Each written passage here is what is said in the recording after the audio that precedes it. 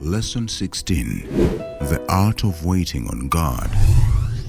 A beautiful creator knows the price of creating something with value and quality, be it paint, a business, a movie series, sports, or even creating a book.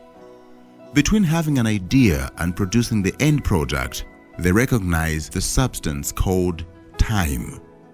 They don't just rush to show the world how brilliant their idea is. They take time to craft their knowledge and skills to create something beautiful. They realize once it is time, they show it to the world, and the value is seen and accepted. And this is why it is important, because we are all created in God's image.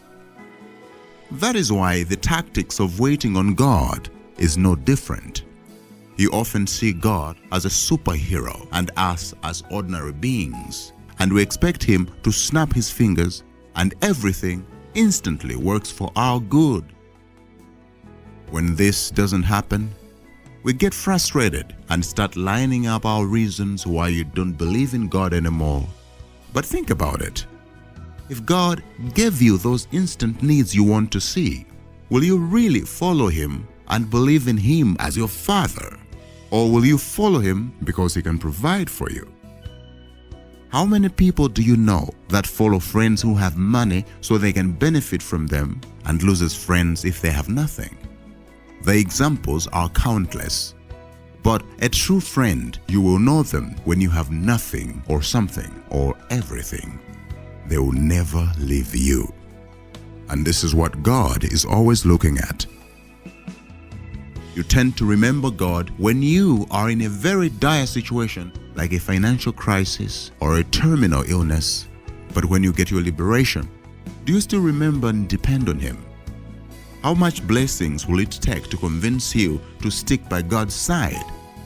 Most of you and me, or at least my Sunday school childhood friends, and a lot of religious activity. But as we grow and many see the world, many forget all about it, stop believing, and start living according to what their needs and eyes desire, contrary to the will of God, which in turn, things do not go their way and cause you to run back to God.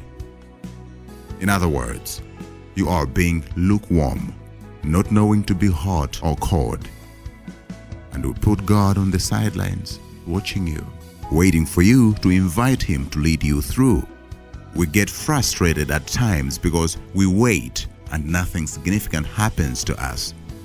But on the other hand, God also is waiting for you to turn to Him and completely trust in His will and guidance, and you end up receiving not what you wanted. In times of God's silence, we have a brilliant opportunity to create ourselves being the person God wanted us to be, because this is what the Word of God says. God hears our prayers in secret, and He will reward you accordingly. While you wait, keep pursuing God, follow His word, keep doing what is right, and little by little, the shell that breaks God's spell of goodness will peel off and allow Him to bless you. The Word of God says that all things work together for the good of those who love Him. You cannot claim to love God but not do what He says. And you cannot do what God says without reading and understanding His words. Both of these things, doing and studying, come with a substance called time. Time and silence are not your enemies.